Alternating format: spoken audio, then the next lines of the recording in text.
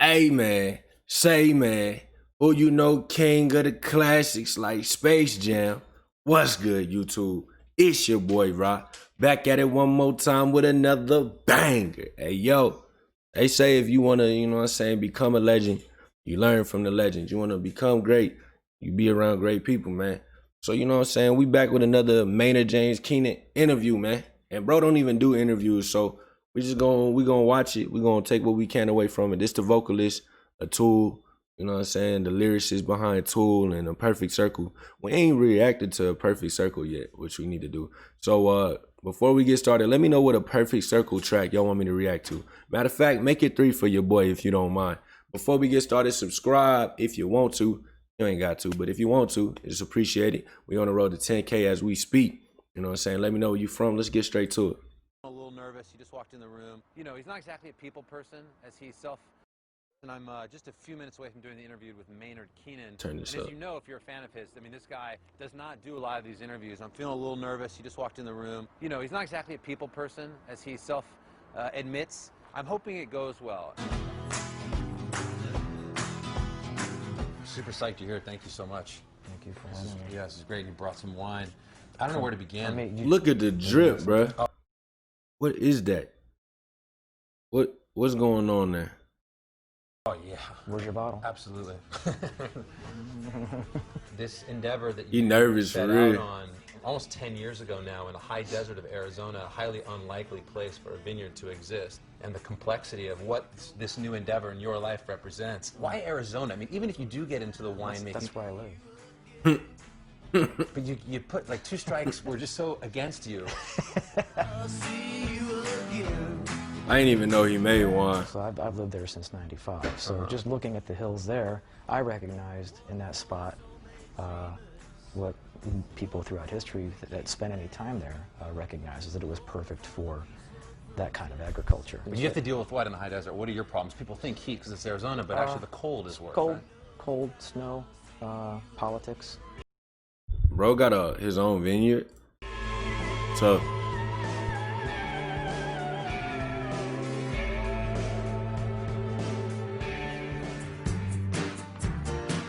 Did you have like a really amazing glass of wine some night at dinner and it just clicked and you went like, I really do want to get into the winemaking business? And when I mean winemaking business for our audience, I'm not talking about, you know, a rock star or celebrity or somebody who's well known who attaches themselves to a pre-existing project. I mean, you're in the dirt. You built this place from the ground up. He actually out there making the wine. It's tough.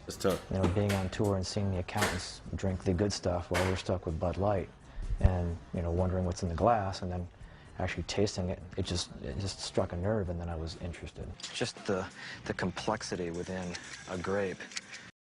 Question of the day, man. What's your favorite type of wine out there? Let me know in the comments.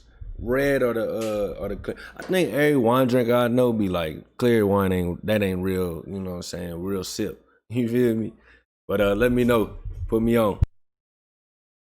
It's so far beyond other fruits. One of the great scenes in this documentary I think people will enjoy is James Suckling, who probably tastes 6,000 glasses of wine in a year. He's like the guy. Happens to be a friend of yours also. Flies into Arizona to come and have a tasting with you and Eric.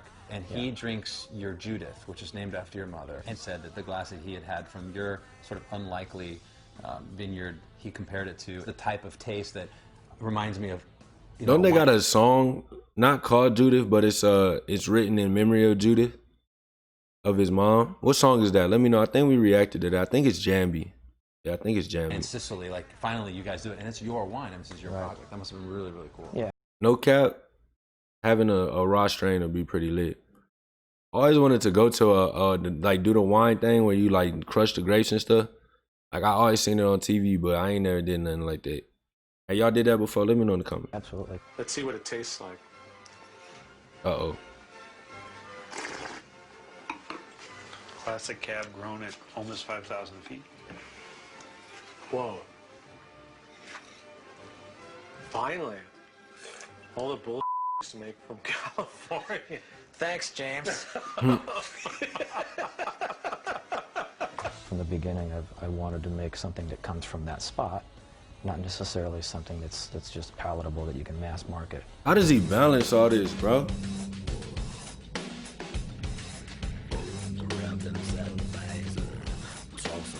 That's trippy.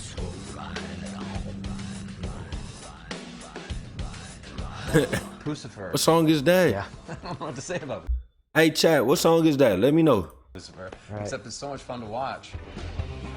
Hey, OD.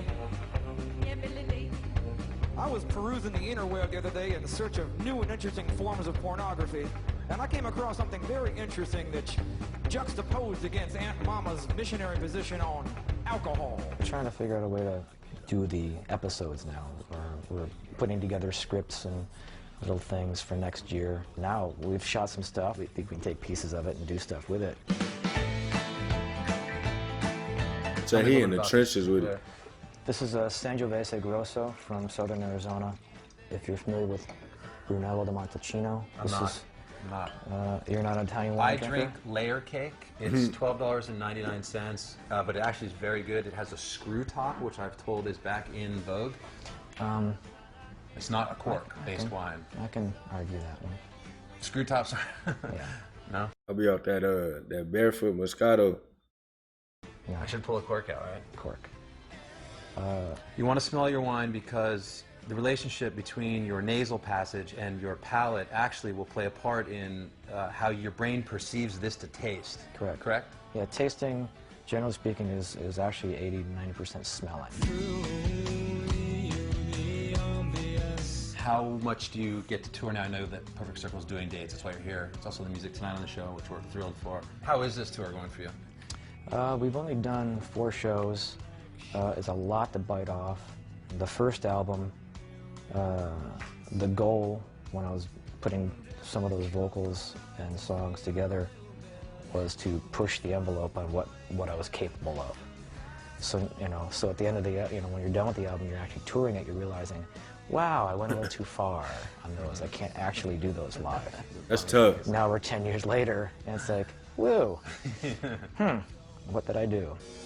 Tech 9 does that too. I don't know if y'all listen to Tech 9, but he does, if y'all ever listen to his earlier raps, he wouldn't do he'd be like, cha.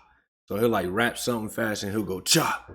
And the whole time I'm like, did he just want to come up with a cool ad lib, or why is he making that sound effect?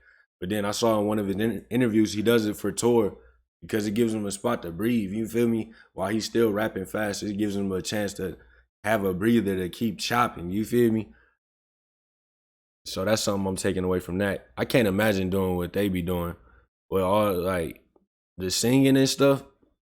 If you could barely sing on the studio because you pushing the envelope, can you imagine performing that back to back to back to back? Come on, man.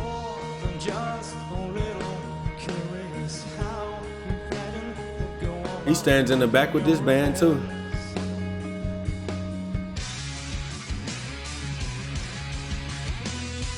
Some of these songs I could barely sing them 10 years ago, let alone now. Right. So the art is in, of course, putting your best foot forward, and not bothering people with what you can't do. You want to do what you can to make sure that the songs come off like they are.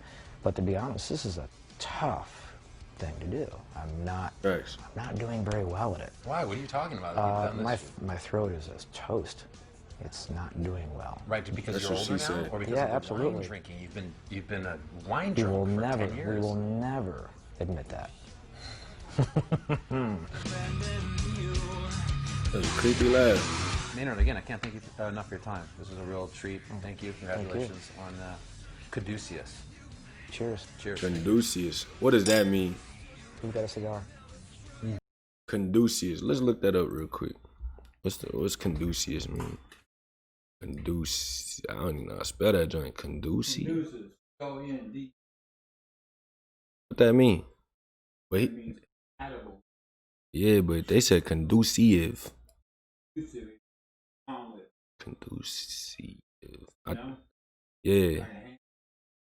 Making a certain situation.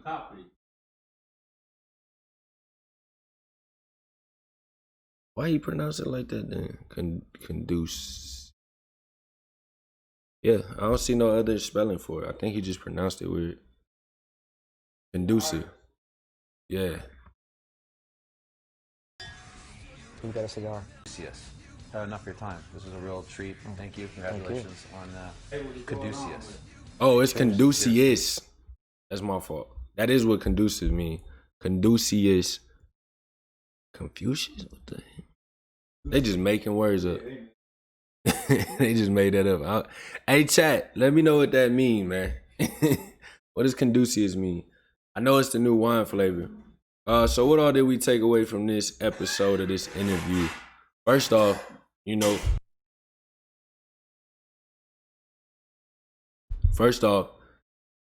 when it comes to if you're an artist and you got multiple skills and talents, you gotta just express yourself to the fullest. You know what I'm saying? You know, if you in 4 bands and you want to start a vineyard, do that. You feel me? To the fullest though. Don't half-ass it. Just give it 100%. Also, consider tour. You know what I mean? Consider tour when you're creating your studio process. And also, we need to do some more music reactions. So let me know what we reacting to next. I want to listen to some of Perfect Circle real soon. So let me know what songs y'all want me to react to. I appreciate each and one of y'all, man. Shout out to the Patreon fam, man. Y'all know what it is. Only fam. It's your boy, Rod. Y'all know what it is. Peace and positivity. And we out.